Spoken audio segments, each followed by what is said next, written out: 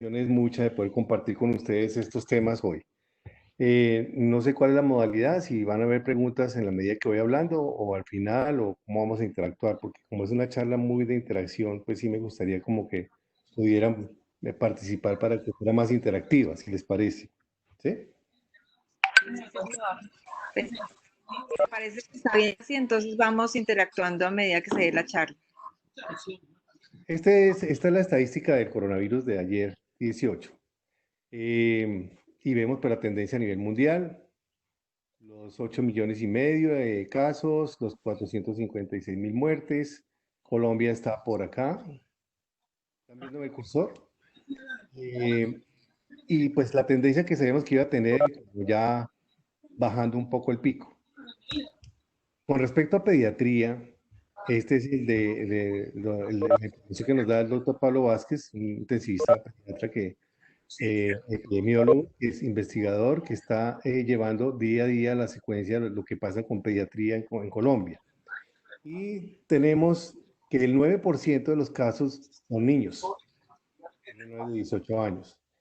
Pero el 18 de junio vimos el pico más alto, con 233 nuevos casos. Ha habido un fallecido, 3 de UCI, y llevamos un acumulado de 5,425. Puede ver en la curva, pues la tendencia va en aumento. Esto que estamos viendo aquí es la zona de rezago, porque los casos no se han documentado todavía. Así que tenemos que esperar que esta tendencia sea así. Lo mismo el aumento de los casos de pediatría.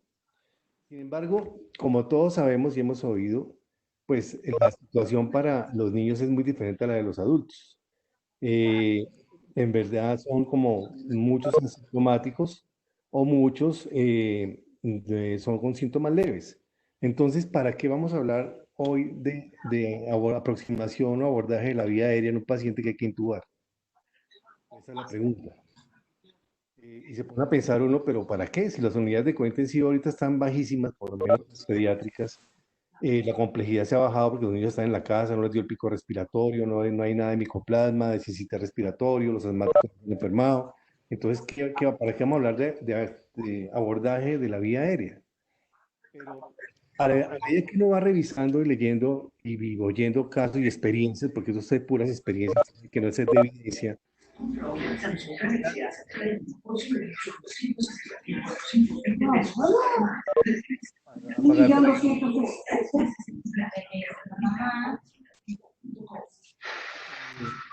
que va a tener, van a ser una patología.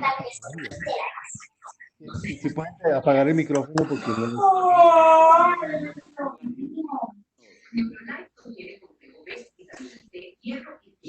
el complejo B, vitamina C, hierro y zinc, junto con una alimentación saludable, podría servir. Solicitamos a los participantes, por favor, silenciar sus micrófonos. Bueno, entonces les estaba diciendo que entonces, ¿por qué vamos a hablar de vía aérea? Si no vamos a intubar a estos niños. Pero todos los días van a empezar a llegar, sobre todo a julio, agosto, pacientes convencionales, los que siempre nos llegan traumatizados, el paciente con la neumonía, el paciente séptico, el paciente con la artritis séptica, el paciente con la bronquiolitis o con el micoplasma, con el asma descompensado, que van a estar malos y no sabemos si tienen debajo un COVID. Y sabemos que la comorbilidad en pediatría es alta, está entre el 23 y el 47%. Entonces, sí, cuando vamos a estar expuestos a ese paciente, casi que el riesgo con pediatría va a ser epidemiológico. Así que lo que vamos a hacer es cómo tenemos que abordar ese paciente de acuerdo a lo que tenemos de evidencia y de experiencia con otros grupos que ya han pasado y tienen obviamente más niños en su casuística.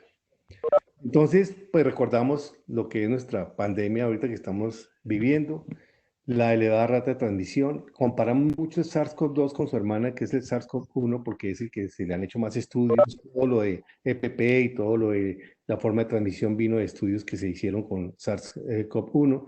Así que se extrapoló, aunque ya hay cosas propias. Pero sabemos que a pesar de que la letalidad de SARS-CoV-2 es menor que SARS y que MERS, la mortalidad que lleva ahorita esta pandemia es más alta que las dos sumadas.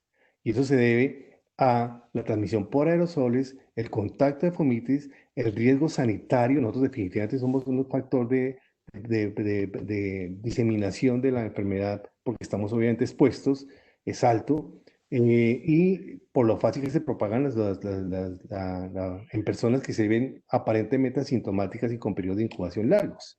Es un problema de verdad que tenemos y ya pues este fue el primer médico que falleció en Wuhan en enero, pero pues ya tenemos casos obviamente de morbilidad y mortalidad en médicos. Y más que eso, es todos los contactos como se van extendiendo la infección por los focos que salen de las clínicas y los hospitales. Ustedes saben que hoy ya tenemos foco en el Hospital San Jorge, ya tuvimos los Rosales, no demoramos tener en todas las clínicas y hospitales y para allá vamos. Pero entonces la idea es como ser conscientes de que la parte pediátrica necesita tener una actitud y un abordaje y un cuidado y una responsabilidad particular por el riesgo del factor epidemiológico.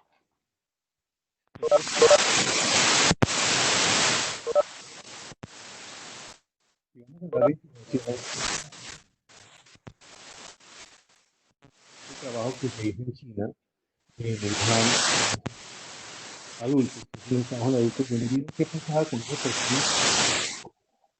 Ustedes ven las complicaciones, por ejemplo, 10.4% de muerte y 2% del momento que han intubado niños. Saben que es un momento de tensión, de dificultad, puede pasar cualquier cosa porque el niño tiene una reserva fisiológica diferente a la adulto. Y nosotros intubamos niños en confort y en la seguridad de su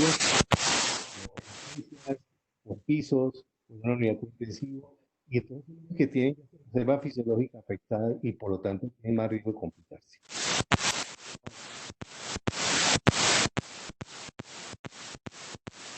Si tenemos en cuenta adicionalmente todos los problemas los riesgos del paciente, ¿sí? Solo por ejemplo, de, tiene que ver para atender al paciente cuando tiene dificultades, hacer un abordaje rápido primer intento. Y que muchas veces de una forma juiciosa y responsable puede haber omisión, puede haber olvido o puede haber podemos tener un o podemos exponer cosas que vayan a tener también el paciente como el equipo de salud. Entonces, se ha dicho que no se puede hacer nada sin preparar. Un momento, por favor, solicitamos silenciar los micrófonos para que no haya interferencia. Las notas que ponen la mayoría de los médicos, especialistas hoy en día en la ciencia, dice evaluación del paciente y además de sistemas de protección que el Ministerio de Salud obliga. La pregunta es si eso es suficiente para nosotros estudiar, si eso es suficiente decir, vivirlo, pero hacerlo de una forma como a veces inconsciente. Clave que pensemos que lo que vamos a hacer con niños siempre va a ser con cierta anticipación. Que se pueden complicar emocionales, que pueden cambiar de y que tenemos que actuar con conocimiento de que cada caso es individual. No podemos decir que todavía hay una receta de cocina para juzgar un paciente con shock, igual a un paciente con una falla respiratoria, tenga o no tenga sospecha de COVID. Entonces,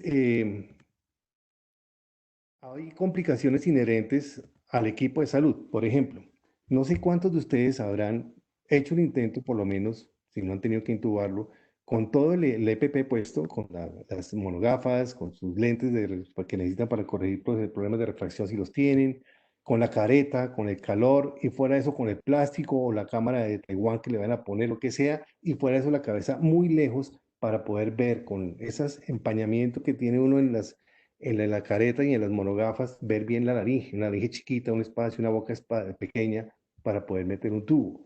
Entonces, eso ya de por sí nos causa mucha dificultad y mucha angustia para poder hacer un procedimiento rápido, efectivo y seguro. Hay que capacitarnos en el uso de EPP. Hay muchas estrategias que se están usando, biodóforos, jabón en las caretas, en monogafas, pero definitivamente hay que buscar alguna estrategia. Ustedes han visto videos de personas que se ponen esparadrapos, microporos, micropores para disminuir ese vapor de agua que condensa en las gafas y en los lentes. Eso es gravísimo cuando tiene que hacer un procedimiento rápido. Lo otro es el temor, obviamente hay miedo. Cuando le dicen vaya a ver ese paciente y va a que intubarlo de pronto, ya empieza uno con susto. Y la poca información que hay con respecto a niños. Mucha de la información es extrapolada. Ustedes dicen, por ejemplo, no, no hay que dar BPP. ¿Por qué? Porque es que lo dicen las guías. Son guías de adultos. Y es muy diferente el niño al adulto, como vamos a ver. No, que es que hay que poner el taponcito de la jeringa en el tubo, o hay que poner la Rochester en el tubo para evitar, apenas se intuba, como lo hacen los adultos. Póngale un Rochester a un tubo 4.5 o a un tubo 4 de niño, a ver si si no se queda con el tubo en la mano. Entonces, hay que diseñar estrategias coherentes, entendiendo todo el riesgo, obviamente teniendo información, teniendo una educación y sobre todo haciendo las situaciones reales para ver qué es, cómo se siente usted y cómo tiene que ir modificando las conductas.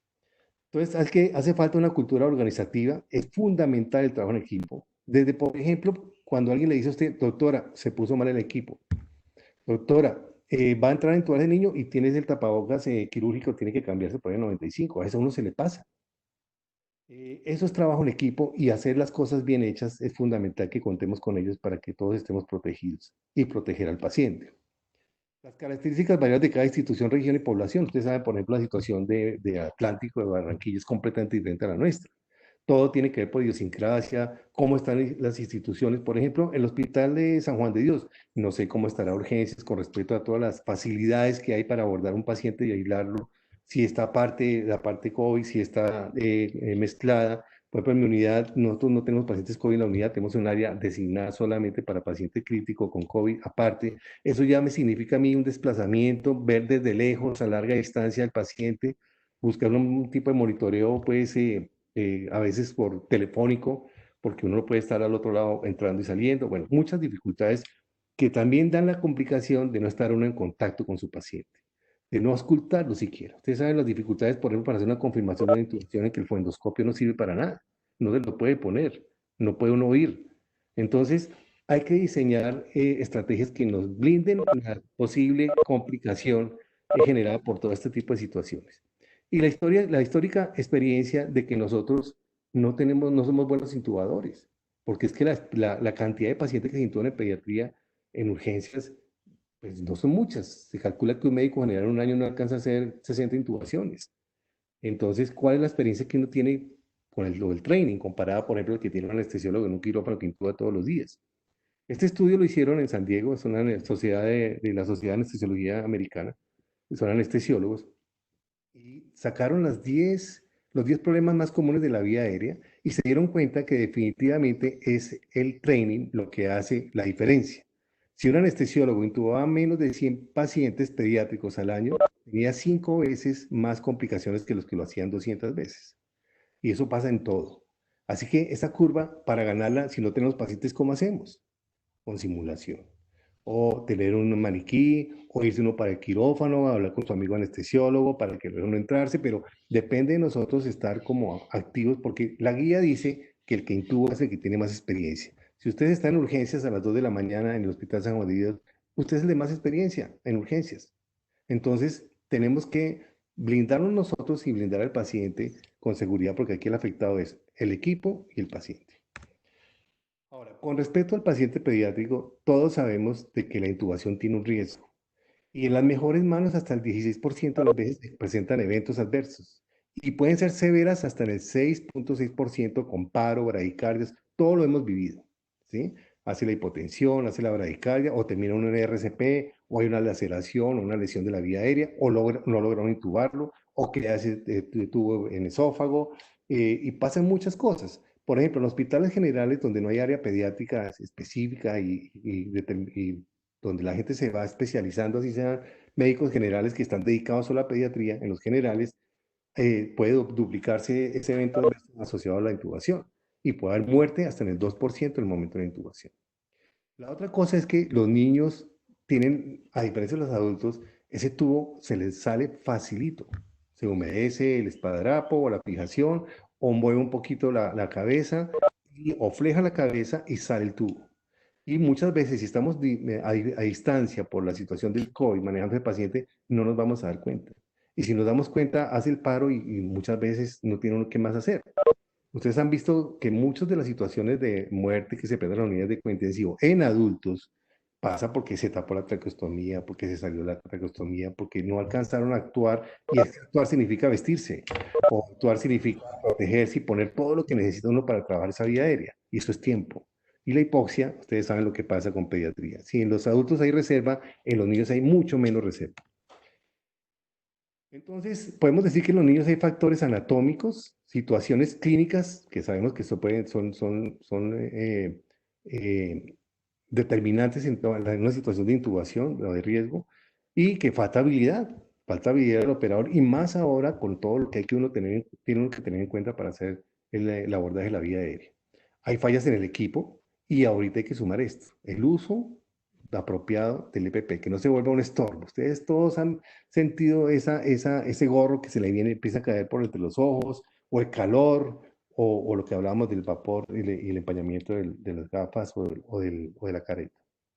Poder exponer la glotis a veces significa poner medicamentos que a un paciente inestable le pueden generar complicaciones. Y obvio, hay que relajarlo bien, hay que sedarlo bien para poder exponer la glotis y poder ver las cuerdas y estar seguro que pasó ese tubo, porque es que es un solo intento el que tiene usted para poder permeabilizar esa vía aérea.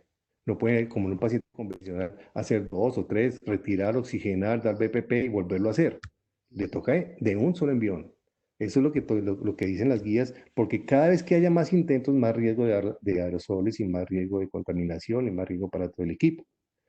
Entonces, significa que tienes que ponerle una dosis alta de medicamentos que pueden producir efectos hemodinámicos, bradypneas, acidosis, compromiso miocárdico y pues terminar el paciente en una reanimación en vez de una intubación. Así que es un desafío para cualquier persona, aún así los niños no tengan una vía aérea difícil. Y como ahorita la estrategia es hacerlo rápido en el primer intento, entonces el médico al comienzo comienza caminando hasta que llega a la habitación, intuba y la idea es salir corriendo. En todo eso, obviamente, se cometen ligerezas en juicio, en evaluaciones que son subjetivas, en que dejas en manos de otra persona a ver qué pasó con el procedimiento que acabas de hacer, porque estás saliendo, muchas cosas. No entra uno con un plan B, uno sabe que siempre tiene uno que entrar a intubar como sea, pero no tenemos plan B. Aquí se tiene que tener un plan B, porque el plan B para nosotros, ¿qué es? No, yo vuelvo y lo intubo, y vuelvo a hago o llamo a un amigo para que venga y me lo intube, o hago otro intento, pero aquí no se puede.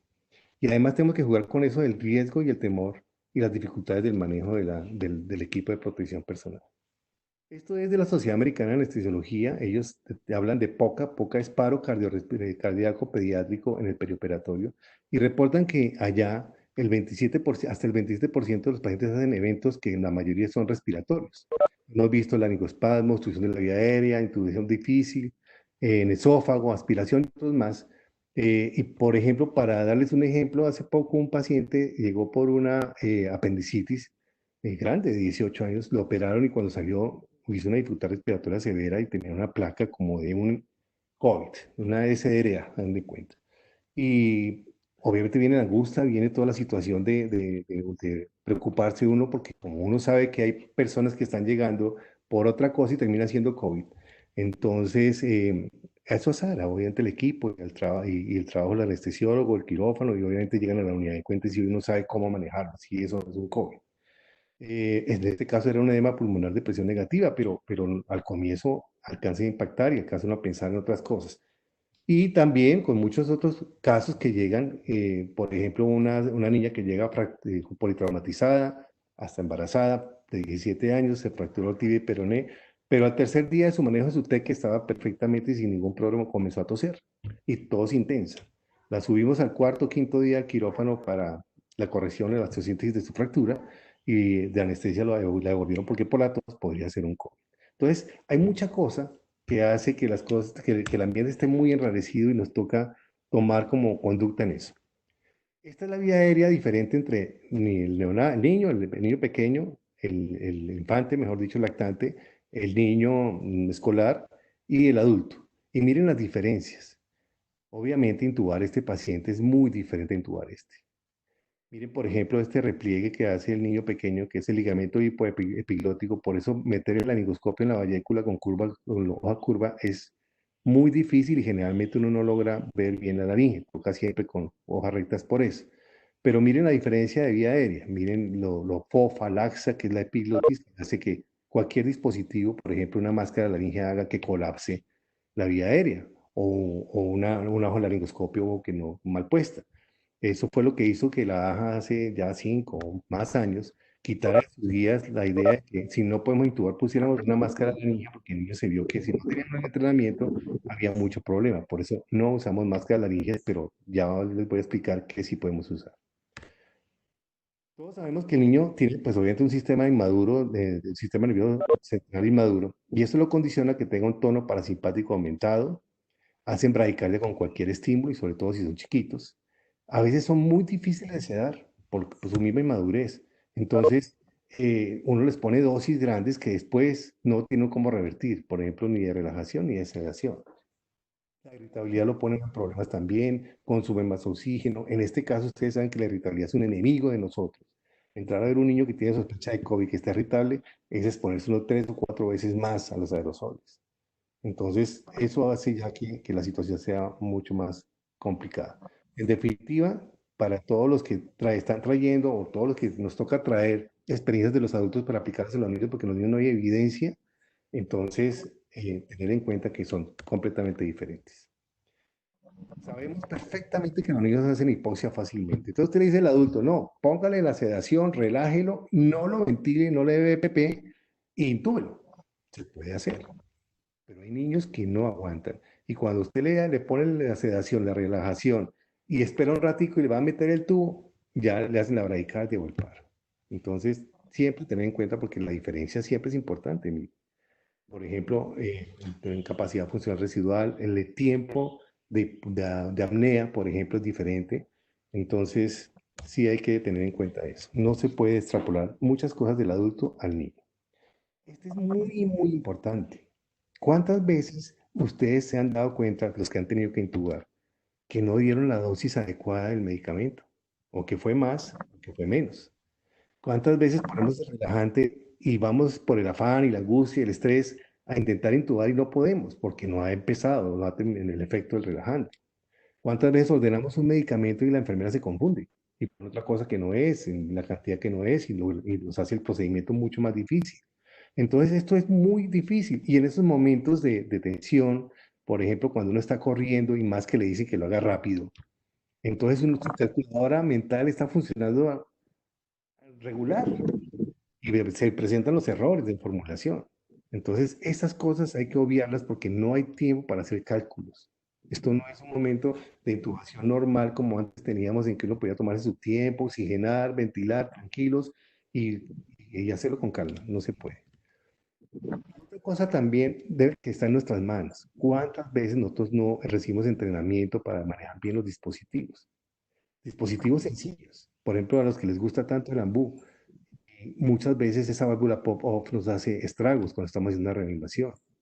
Nosotros no usamos ambú porque es muy difícil en esta situación de rápida y que necesitamos meter esos dispositivos en una cámara, meter un volumen, un ambú que tiene mucho volumen. ¿Sí? Además, no puedo controlar yo el flujo, hay flujos altos. Entonces, no usamos, pero muchas veces nos equivocamos en el dispositivo que escogemos. ¿Y qué decir de la cánula de Guedes? A veces la terapia le pasa a uno la cánula o grande o chiquita, pero no la apropiada, porque no hay tiempo de medirlo de oreja a gonios del maxilar. No hay tiempo. Entonces, debe existir, debe diseñarse una estrategia para hacerlo rápido y automáticamente. Es decir, de que nosotros no individualizamos pacientes. Ah, vamos a intubar un paciente con un TEC, le pegamos igual que a un paciente que vamos a intubar con un shock séptico o con un síndrome de igualitico. No hay ninguna diferencia. Aquí nos toca antes anticipar las situaciones e individualizarlos y con el equipo decir, bueno, de pronto va a pasar esto, así que hagamos esto, dependiendo de las condiciones que estemos teniendo para manejar el paciente. Entonces, con toda la literatura y todos los grupos, han sacado infinidad de documentos y de ayudas para completar este procedimiento que es de detención y donde se expone tanto el médico como el paciente. Todos tienen una característica, y es que tiene tres espacios, campos diferentes: la preintubación, la intubación y la posintubación. Esta, por ejemplo, es la de la AMSI. Y todos manejan un antes, un durante y un después, que es exactamente igual a este. Este es uno de los que más me gusta, donde yo pude sacar la mayoría de la información de lo que consolidó nuestra guía de intubación en la unidad, porque me pareció muy completo, un consenso de verdad, me parece bien hecho. Y también maneja, primero se pone el equipo, luego antes de entrar, luego en la habitación y luego a la salida. Este es otro igual: antes, intubación, después. Este es de los anestesiólogos aquí en la Sociedad Colombiana de Anestesiología. También manejan un acróstico para que no se le quede uno nada, porque ¿qué hace uno cuando tiene las manos dentro de la cámara de Taiwán y se le olvidó a uno la guía? O la cánula de Gale que le metieron es una cánula muy pequeña. ¿Por dónde le meten la cánula de Gale para que le hace falta para poner? Entonces tienes que tener todo dentro, y así con un acróstico que no le hace olvidar las cosas, van seguros. Esta es entonces la de nosotros. Vamos a tratar de desglosarla para que explicárselas, porque lo que vale esto no es la cantidad de información, sino cómo se puede desarrollar y ejecutar. Tenemos también un antes, un durante y un después. Esta es la preintubación, esta es la intubación, esta es la posintubación, y manejamos lo que se debe hacer en caso de paro en la inducción y cuando falla la intubación.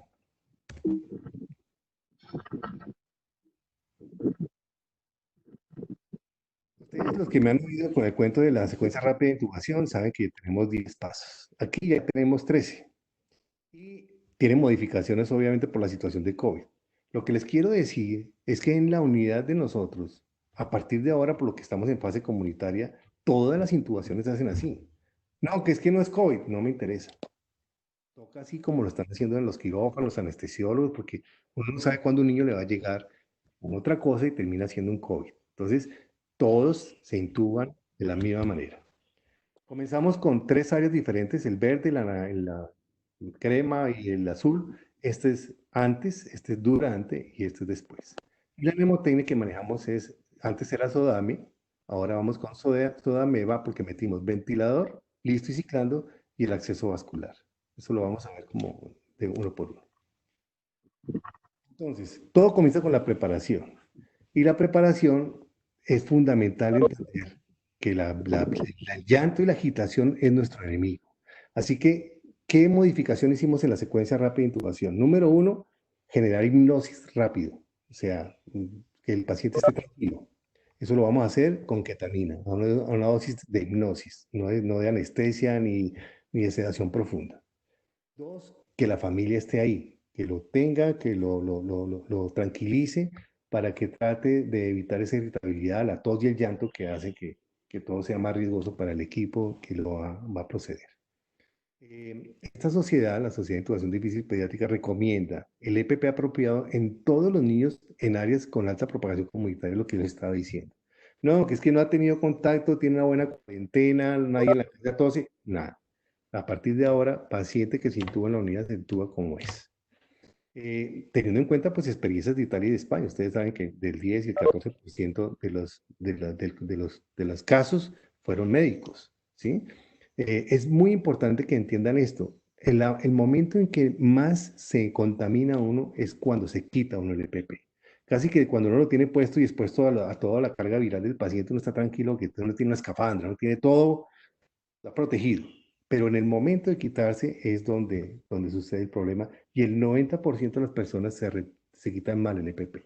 No sé, los que me están escuchando, cuántas han tenido que ponerse en EPP para ver pacientes, pero ¿quién de nosotros ha recibido una capacitación juiciosa, de verdad certificada, y le hagan además ese training cada 15 días para no perderlo, para saber que lo estamos haciendo bien? Generalmente eso no se hace. ¿Y cuántas personas tienen esto, que es fundamental en todas las guías? Le dicen que es importantísimo, que es tener a alguien que le supervise cómo se lo quita, sobre todo cómo se lo quita. Alguien que esté con una lista de chequeo, le esté chuleando las cosas que le está haciendo bien. Un amigo que le diga: "Oiga, venga, yo le ayudo". Eso generalmente no lo tiene uno está solo en eso. Todos han visto esta tablita, que es la frecuencia de acuerdo al riesgo, con la cantidad de aerosoles que producen los procedimientos, Obviamente está de rey la intubación, la reina de la intubación con 6.6 de rata de frecuencia y viene la manipulación con máscaras de oxígeno, por eso procuramos no dar BPP, eso es lo que se dice, no dar, pero si toca, darlo bien. Las compresiones torácicas, entonces procuramos no llevar al paciente al límite como para que haya una situación de RCP, porque ahí sí que peor. Por eso tenemos que anticipar y tener todo bien calculado y bien hecho para que no lleguemos allá. La tracostomía también es muy importante, estas otras más, también miren la sonda nasogástrica también, y otras menos, pero que también lo producen, como se ha discutido tanto las cánulas de alto flujo, la ventilación de alta frecuencia, la extubación, también debe haber un protocolo de cómo se extuban estos pacientes, y la succión abierta. Entonces, hay muchísimas herramientas para uno aprender a usar el EPP.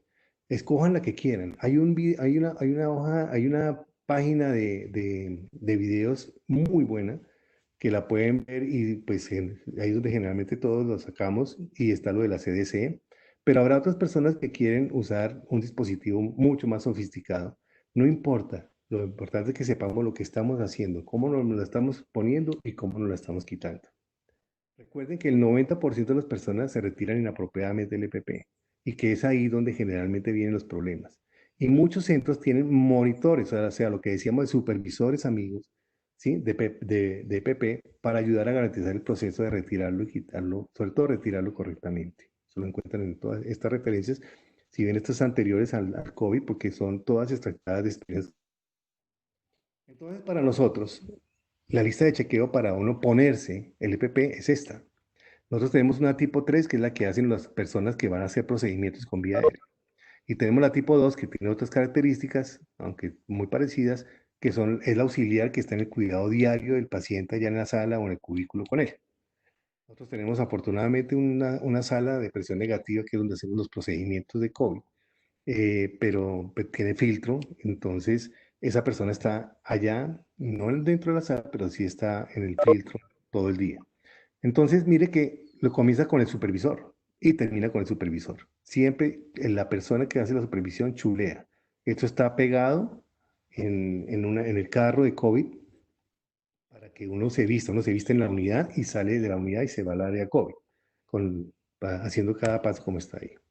Y este es el SODAMEVA que hablábamos ahorita. Esa es como al acróstico que nos dice lo que debe estar listo, lo que estamos haciendo ¿para qué? Pues que quito esto de acá, no sé si salió ya ese. Entonces, por ejemplo, pues tenemos la S de succión. De acá importantísimo acordarnos de que debe haber trampa de Looker. La trampa de Looker es la que le pone uno al paciente en la succión cerrada. Inmediatamente lo intuba para poder tomar la muestra. No solamente PCR para COVID, sino también para un pilar red para comunes, para virus y bacterias comunes. Es muy importante tenerlo porque eso nos hace el diagnóstico diferencial. De aquí quería hacerles énfasis sobre todo en esto, mire, ¿cuántos de ustedes han dado BPP con mascarilla sin quitar el araña? Esa cosa que tiene unas puntas hacia arriba, que es para fijar la máscara con cauchos cuando hace ventilación invasiva. ¿Cuántos le quitan eso? Y ya sabemos que si para hacer un buen sello hay que hacer una maniobra que se llama B y E, que la araña no lo deja hacer. Entonces, tienen que quitar eso antes de que lleguen allá al cubículo y estén corriendo, porque después se dan cuenta que están ventilando con eso y no saben por qué no lo quitaron. Un plástico de reanimación, que lo vamos a ver después por si el paciente hace un paro en el momento de la intubación. El tapabocas del paciente, obviamente. Y esto lo vamos a ver en detalle posteriormente, el Jackson modificado y cómo son los filtros que se ensamblan HME o EPA, los que tengan. Aquí tenemos HME que también funciona. Los medicamentos que lo vamos a ver en detalle más adelante para que no se preocupen, vamos a mostrarle cómo es la estrategia ya que tenemos para hacer un cálculo rápido de los medicamentos. Todo lo de vía aérea también lo vamos a ver en detalle, pero aquí está, aquí no falta nada. Mire que nosotros sí tenemos para clampear la pinza Kelly, pero no la usamos para clampear el tubo apenas intubamos, porque no hay tiempo. La usamos es cuando vamos a hacer una desconexión o hay una desconexión accidental. Por ejemplo, vamos a trasladar el paciente de un lado al otro, entonces toca zafarlo por alguna razón, entonces clampeamos el tubo. O se desconectó una manguera, que no debe pasar, pero sí pasa. Pero no lo usamos para intubar. Está toda la parte de monitoreo. Aquí es importante lo que vamos a hablar del manómetro, porque el balón debe estar inflado y no debe haber fugas para evitar los aerosoles. todo lo del EPP, lo de el Sodameva, lo de la cámara de intubación, que después ya la vamos a ver. El ventilador debe estar ciclando, debe estar todo armado como lo vamos a ver con todos los dispositivos, para que solamente sea conectado al paciente, porque no vamos a dar BPP apenas lo intubamos, sino ponemos inmediatamente el ventilador. El candógrafo es clave. Si antes no teníamos candógrafo, ahora sí nos tocó conseguir a todos, porque eso es fundamental para poder manejar pacientes con COVID, pacientes sospechosos de COVID. Toda la parte vascular de enfermería, aquí hay unas tijeras, porque van a ver ustedes cómo tenemos que, si hay un paro, manejar el cobertor o el plástico que usamos para hacer RCP y todo lo que son muestras. Ese es lo vamos a ver como en detalle con cada uno de los dispositivos que vamos a mostrar. Eh, no sé si hasta ahora tengan alguna pregunta o...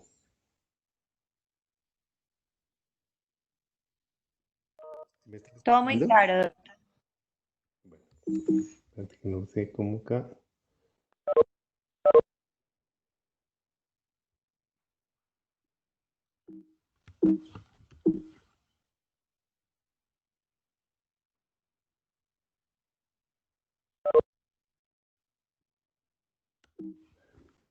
No sé por qué no me pasa la...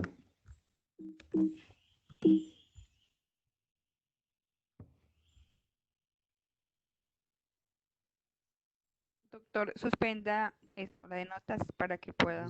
Pero no me pasa. Ya. Entonces, el carro COVID que llamamos nosotros es un carro de 4 pisos. El carro, en la parte de arriba tiene la parte de terapia respiratoria que está en el Sodameva. Comienza por que tiene que tener dos, en el caso nuestro, tiene que tener el flujómetro para el oxígeno convencional para lo que es el Jackson o la máscara de regeneración y el acople para el ventilador. En el caso de nosotros toca tenerlo así porque no hay sino, es una habitación convencional. Y todo lo demás que lo vamos a ver en detalle ahora. Lo de enfermería, está el EPP de médico, enfermera, terapeuta, y aquí está todo lo que el auxiliar se lleva en el momento que llaman para presentar el paciente, para listar el cubículo.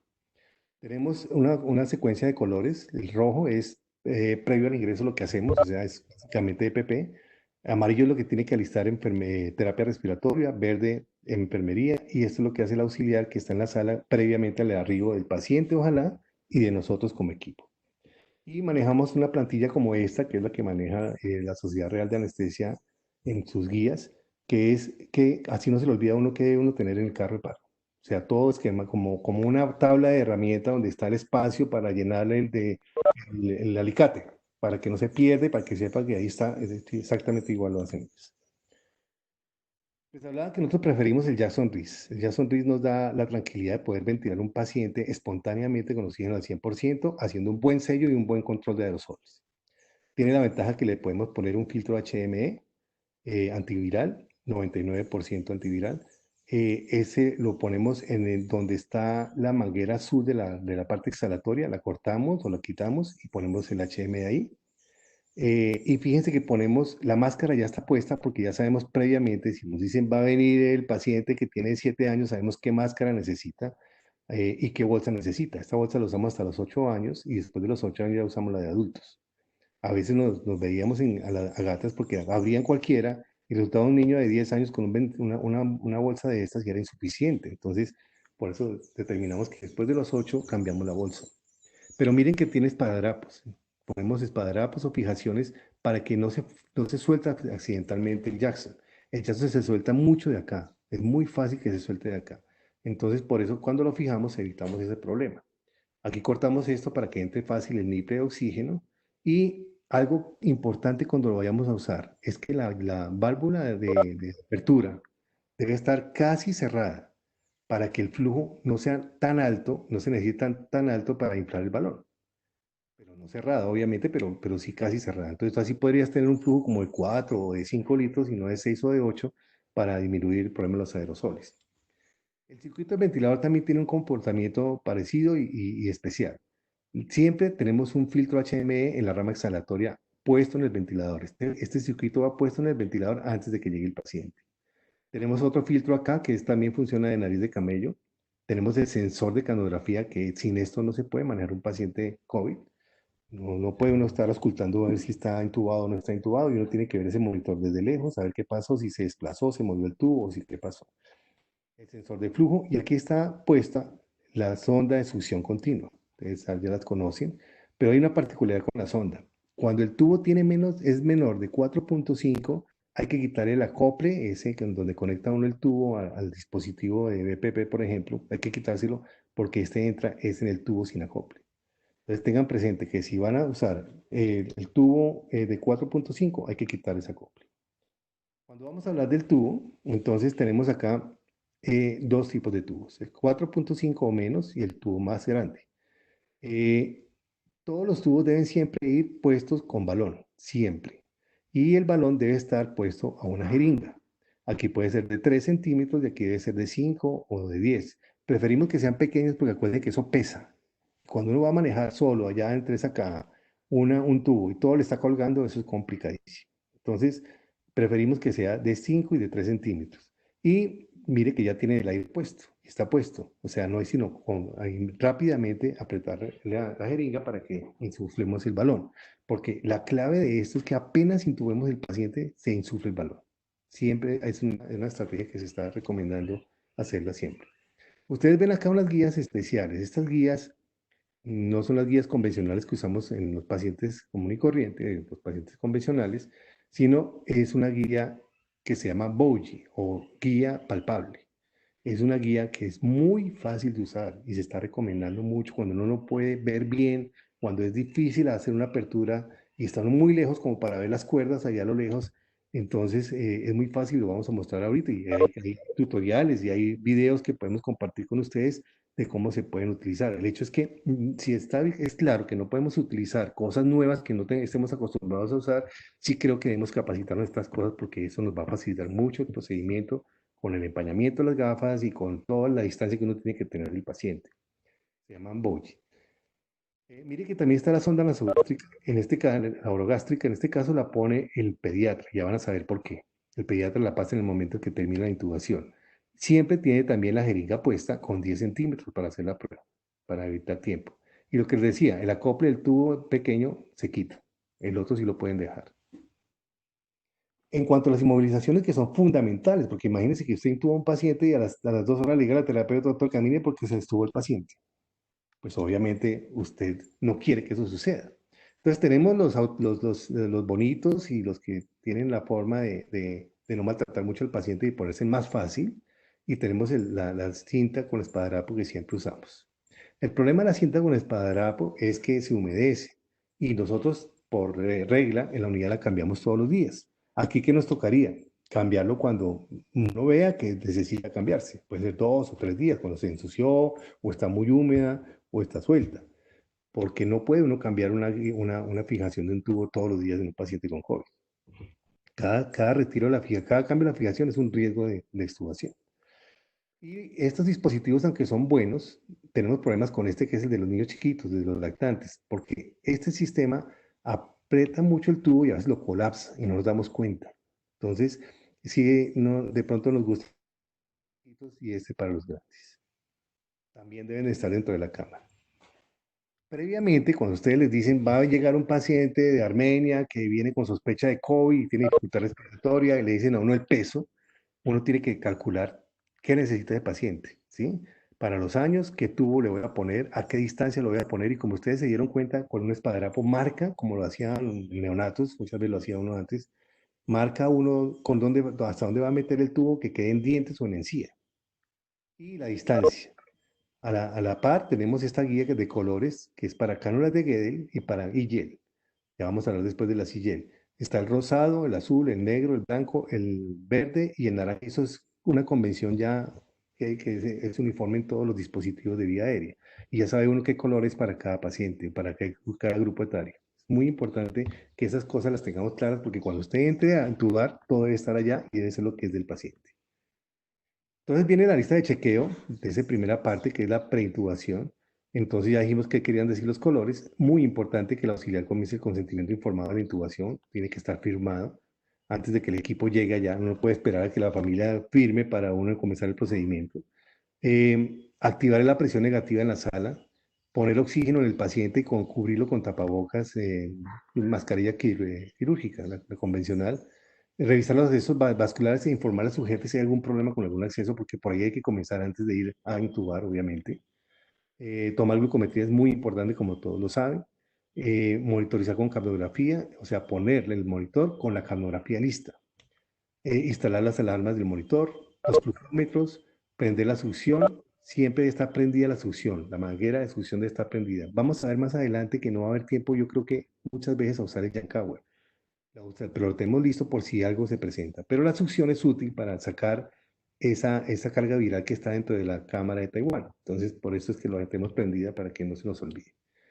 Y luego sí, entra el enfermero, la terapeuta, instala el ventilador, lo alista y lo pone a ciclar, y luego sí entra el médico especialista. Entonces el procedimiento comienza, como todos sabemos, exponiendo el menor número de personas. Vamos a tener 3 personas, médico, enfermera y terapeuta. Y la auxiliar de ese cubículo que está vestida con tipo 2 de EPP va a estar fuera del filtro, pero de circulante y alcanzando las cosas que se necesiten para se llegan a necesitar. Lo ideal es que no tenga que abrir esa puerta mientras hagamos el procedimiento. Recuerden que una vez que se termina el procedimiento son 20 minutos o media hora en que uno no debe entrar, mientras baja un poco ese aerosol que puede contaminar el ambiente. Entonces, hay que procurar hacer las cosas bien y completas para no tener que entrar inmediatamente. Entonces, cuando entramos, evaluamos lo que ya sabemos, el TEP, oxigenación, ventilación, la parte neurológica, establecemos el riesgo del paciente y la estrategia. Voy a poner midazolam, o voy a poner propofol, o voy a poner solo ketamina, o bueno, dependiendo de lo que tenga el paciente. Y aquí es importante esto porque a mí me gusta mucho que el paciente tenga un soporte listo, así no sea pasándose de adrenalina por vía periférica. Porque muchas veces el problema es que si no lo soportamos, hace la bradicardia y hace el paro o la hipotensión. Si lo protegemos inicialmente, puede que tolere mejor el periodo de apnea o de hipoxia. Que tenga oxígeno al 100% por máscara no reinhalación o cánula de alto flujo. Decíamos que la cánula de alto flujo ha pasado por muchas pues, tendencias, a que no se usa, que es peligrosa. Lo que sí sabemos es que se debe usar la máscara de la cánula de alto flujo en el momento de la intubación, buscando la oxigenación amniótica, ¿sí? Pero si el paciente lo trae porque estaba en piso o en intermedios y se complicó y lo voy a intubar, no se la quitamos, se la dejamos, bajamos el flujo a 5 y le ponemos a 100% el fluido porque nos va a ayudar. Pero no la ponemos para intubar. Usamos mascarilla quirúrgica para ese paciente cuando está encima de la máscara, obviamente, y el familiar se queda ahí para tranquilizarlo. Hacemos la hipnosis con ketamina y ponemos 1 miligramo por kilo, como les decía. Es una dosis bajita. Veremos si tenemos que repetirlo, pero lo que no queremos es golpearlo mucho porque apenas estamos evaluándolo y vamos a poner ketamina. Y pues eso puede ser riesgoso, ¿sí?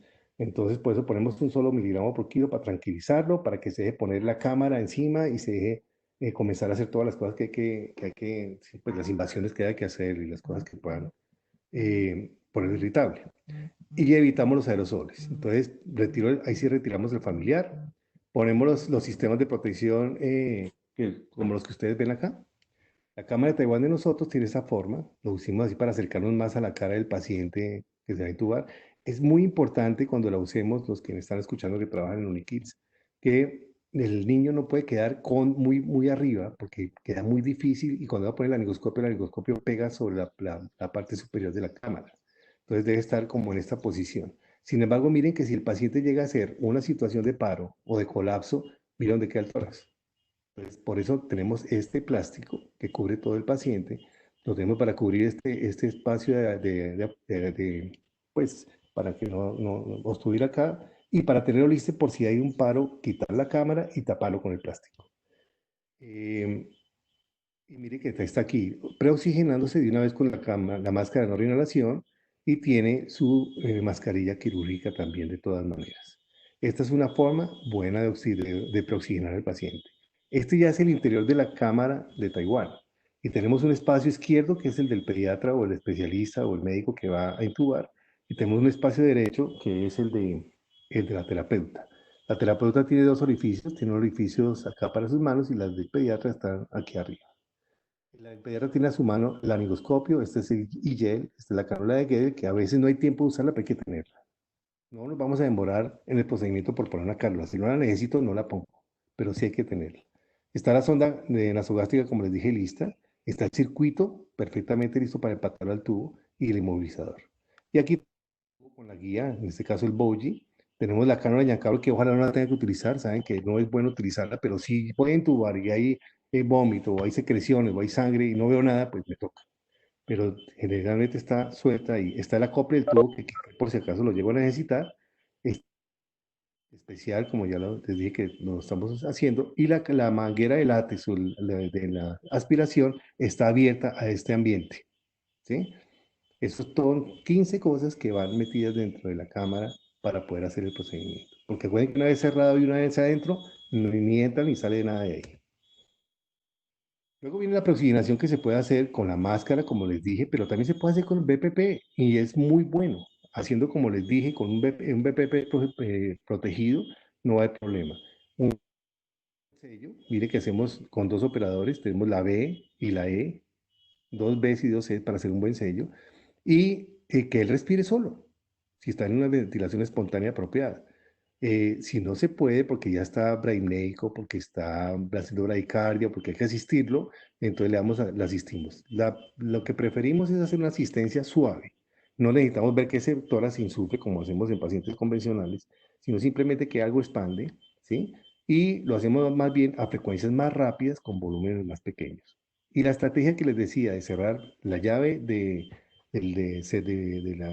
la exhalación del Jackson es buena, porque así no necesito ponerle tanto flujo al paciente. Recuerden que esto está en boga mucho, esto se habla mucho ahorita y es lo que se está tendiendo a hacer en secuencias rápidas de intubación de pacientes críticos. Una de las guías de estándares de calidad en la secuencia rápida de intubación en unidades de cuidado intensivo de adultos, que es la oxigenación amnéusica. Ya se sabe que eso funciona y eso ayuda para que un paciente tenga 30% menos de riesgo de hacer colapso, complicaciones en la intubación. Entonces, nosotros no estamos autorizados a hacerlo. Yo creo que tarde o temprano van a empezar a decir que sí. Pero por ahora, lo que estamos haciendo es que si el paciente tiene la cánula puesta, le ponemos a 5 litros al 100% y se la dejamos puesta hasta que la intubemos. Luego viene la premedicación de la vía aérea y la premedicación. Entonces, acuérdense que dentro de esa cámara estaba el rollito. Siempre debe estar el rollito puesto porque cuando uno necesita, si uno no lo usa y si no iguala los ejes, la intubación va a ser difícil. Entonces, siempre tiene que tener rollito ahí por si lo va a utilizar y utilizarlo bien. El Jackson Ring modificado con balón apropiado, ya dijimos con un bajo flujo, válvula poco abierta. Si requiere BPP, usar volúmenes bajitos, aumenta la frecuencia, siempre hacer un muy buen sello. Puede requerir cánula orofaringe, pero esto no debe demorar el procedimiento de intubación. Solamente si no logras ventilar, oxigenar y el paciente puede entrar en el paro, hay que hacerlo. Siempre disponer de los rollitos, como decíamos, para permanecer la vida aérea. Eso es lo que les decía los medicamentos. Y nosotros tenemos, estos son los únicos medicamentos que vamos a utilizar allá. Entonces tengo la ketamina inicial, tengo aquí cómo viene la presentación, tengo la dilución, preparo allá se prepara siempre así. Eso no es que a un jefe le guste una forma o un médico dice que le ponga 500 a 5, así se prepara ya siempre en todos los pacientes. La dosis es esta que vamos a dar y esta es la fórmula que sacamos. Entonces ya si el paciente tiene 10 kilos, por ejemplo, ¿sí? Entonces 10 sobre 5 y eso es lo que le pongo en centímetros de la dilución que acabo de preparar. Y funciona para todos, ¿sí? La atropina, aunque las guías, ustedes saben que dicen que no, ahora sí las estamos usando y no demora nada en decirlo en niños menores de 2 años, porque como estamos haciendo ventilación, poca ventilación y oxigenación antes de la maniobra de intubación, muchos para hacer bradicardia. Yo prefiero un niño que tenga un poco de taquicardia por la atropina y no que me vaya a hacer la bradicardia en un paciente con sospecha o riesgo de COVID. Y miren lo interesante del rocuronio, que estamos poniendo el doble de la dosis. Generalmente ponemos 0.6 miligramos, ahora es 1.2, 45 segundos y estamos listos para intubar, pero ¿qué pasa si no logra intubar? Está relajado. Entonces, tienes que tener un plan B por si llega a pasar eso. O se va el tubo por esófago, o no logras intubar, o puede pasar. Entonces, es muy importante que tengamos esa estrategia, como lo vamos a ver más adelante. Y miren lo que les hablaba en la función de adrenalina periférica. Ustedes saben una fórmula. Aquí vamos a usar 250 centímetros porque no vamos a poner 500, porque generalmente no dura mucho con eso. después poner un catéter y pasa a la otra infusión, y nos hace como no tener grandes volúmenes en una bandeja tan pequeña que es el carro de COVID para poder hacer las infusiones, pero sigue siendo igual, 10 centímetros igual a 0.1 microgramo kilo minuto. Ya saben la fórmula para escoger el balón con el tubo con balón, pero acuérdense que eso está en la tabla. Y eso la terapeuta le pregunta a uno cuántos pesa el paciente y ya le va a escoger todo lo que necesita el paciente. Acuérdense de lo que tiene que tener para el centímetro de aire para luego medirlo con el neumotaponador sin desinflarlo. Ojo con eso, la terapeuta que use el manómetro del balón para poder medir la presión a la que está, debe saber usar porque si lo desinflan es muy riesgoso. Tenemos un escape de aerosol. Entonces debe estar, no se debe desinflar. Acuérdense lo que les dije del tubo, que si es 4.5 hay que quitarle el acople. Y la terapeuta es fundamental que nos ayude en la intubación con el BUP. Ya vamos a ver qué es eso. El médico sostiene el tubo, cuando ya logra meter el tubo, entonces sostiene el tubo, la terapeuta infla el balón, el médico saca la guía, inmediatamente la terapeuta conecta el ventilador. Eso es como, así es como se hace. Nada de BPP, ni si está, no está, fonendoscopio, nada. Evitar succión en lo que más se pueda. Y presión positiva y desconexiones accidentales. Yo les decía, siempre hablábamos del CELIC en pediatría, ya sabemos que el CELIC es un riesgo, no lo usamos, colapsa la vía aérea, nos dificulta la vía aérea, pero hacemos el BURP, que es que la terapeuta coja la tráquea o la laringe y la desplace hacia atrás, back, hacia arriba, ¿sí? Y a la derecha. Así nos deja la tráquea fijada, porque ustedes saben cuando han intubado que el niño chiquito, esa tráquea comienza a bailar. Entonces se mete el laringoscopio, se le va para un lado, se le va para el otro, y no es fácil. Entonces, eso tiene dos objetivos. Esa y la otra, que ella sienta cuando la guía pasa por la laringe. Porque como les dije, es una guía táctil. Y la guía toca los anillos traqueales y siente, uno siente la vibración. Entonces, es importante que la terapeuta le diga, está en vía aérea. ¿Sí? Este es el bully, pues cuando tengan oportunidad y si quieren en otra ocasión, podemos hacer el video de cómo se usa. Eh, es muy fácil. La idea es que cuando apenas se exponga la epiglotis, por debajo de la epiglotis, la bully tiene una curvatura, ¿sí? Anatómica que se mete por debajo de la epiglotis y no tiene otra forma de irse para otro lado que no es la tráquea. Apenas empieza a tocar la punta, estos anillos empieza a sentir uno en la mano y la terapeuta en la mano con la laringe. Una vez lo introduce, debe trancar. Uno lo mete todo y tranca. Si no tranca, está en esófago. Si tranca, está en bronquio fuente. Esto es algo comparado con respecto a lo que les decía, que el plan B para nosotros va a ser el IGEL. IGEL ahí en la clínica. Es el dispositivo supraglótico de segunda generación, más fácil de poner, con menos complicaciones. Lo tiene el ejército americano, perdón. Y comparado con otros es mucho mejor. Aquí está cómo se usa.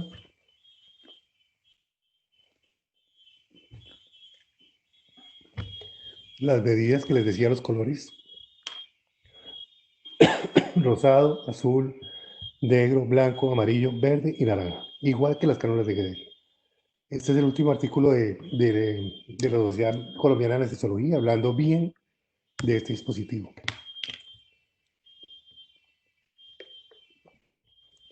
Se verifica la onda de canografía siempre por el enfermero que está debajo del monitor. Se verifica la posición y el médico pasa sonda gástrica y la terapeuta fija el tubo con el reparo. Se debería aprovechar para tomar muestras, como les dije, y la terapeuta se retira de la cámara y ajusta parámetros y alarmas del ventilador. Posteriormente, el médico revalúa clínicamente y retira la cámara de Taiwán. El médico es el último que sale. Entonces, coge con sus manos hacia arriba sin sacarlas y levanta la cámara de Taiwán y la lleva, la saca de la camilla o de la cama del paciente. Mientras tanto, la terapeuta la higieniza con amono cuaternario o lo que esté autorizado para usarse para el paciente, para ese caso, ese dispositivo.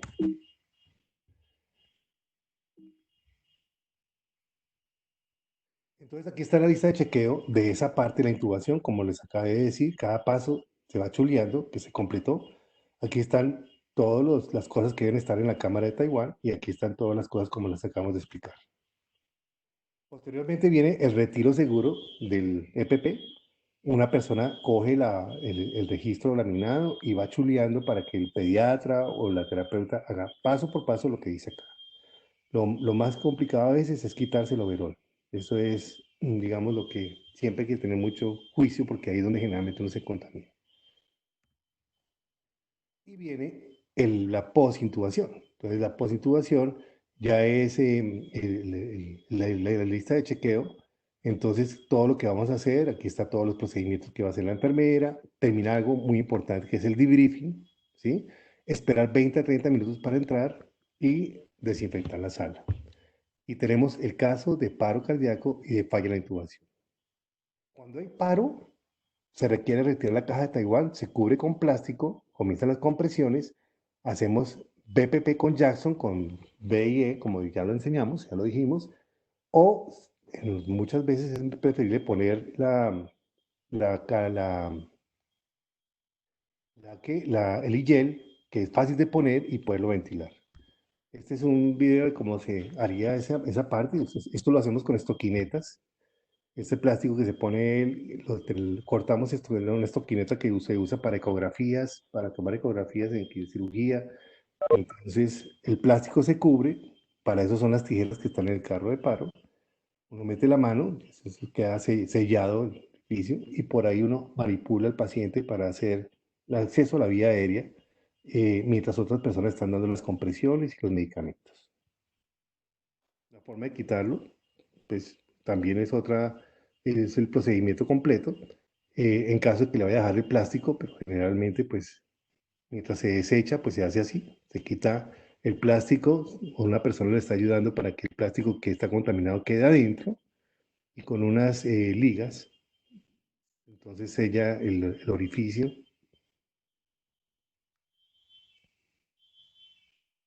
y ya.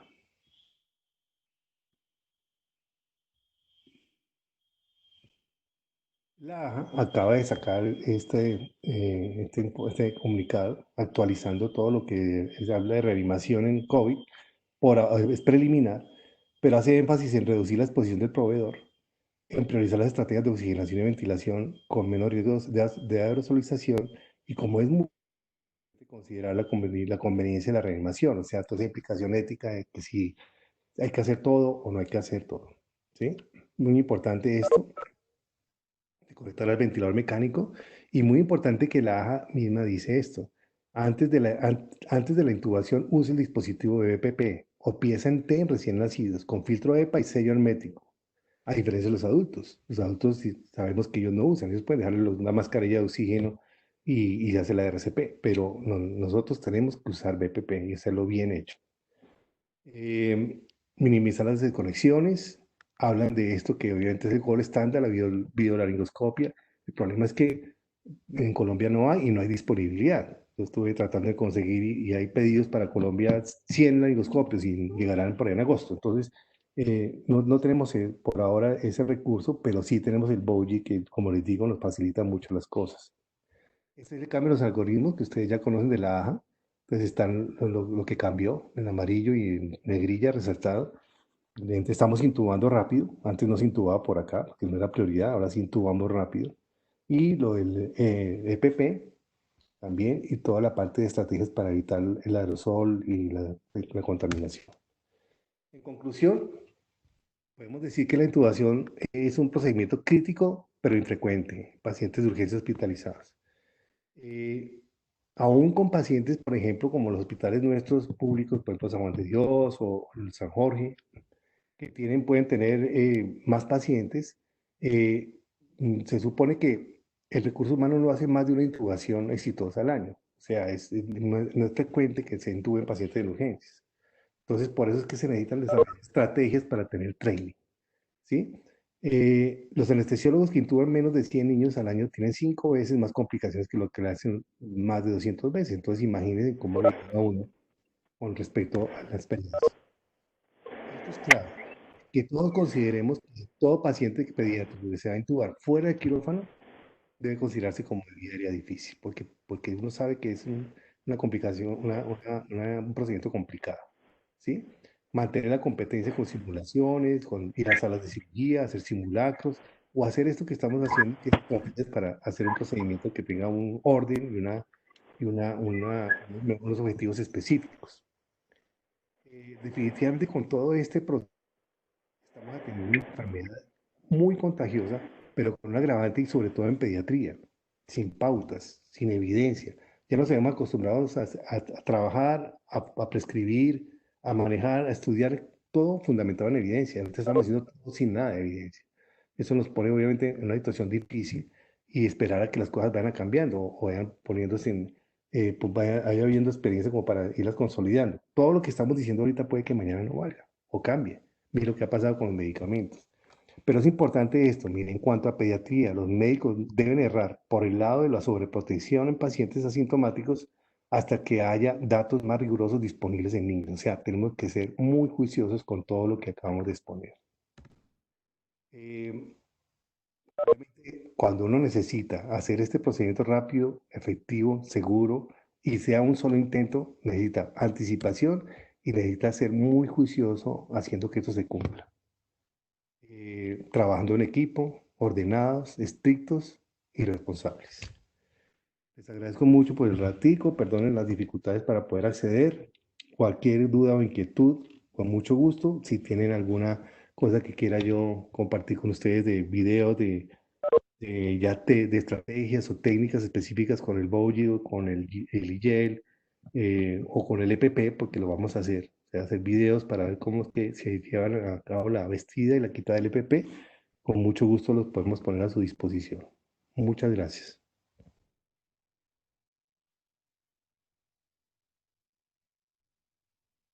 Doctor, muchas gracias a usted por la participación. Es un honor para nosotros que usted nos haya colaborado esta tarde. Agradecemos a todos los participantes y ofrecemos disculpas por todos los inconvenientes de la plataforma.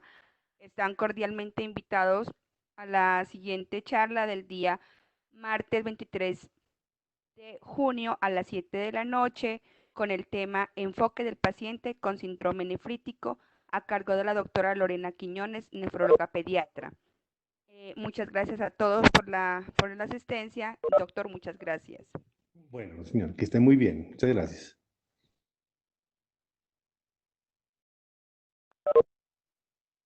Recuerden que se pueden inscribir a todos los que estén interesados en realizar el posgrado en pediatría.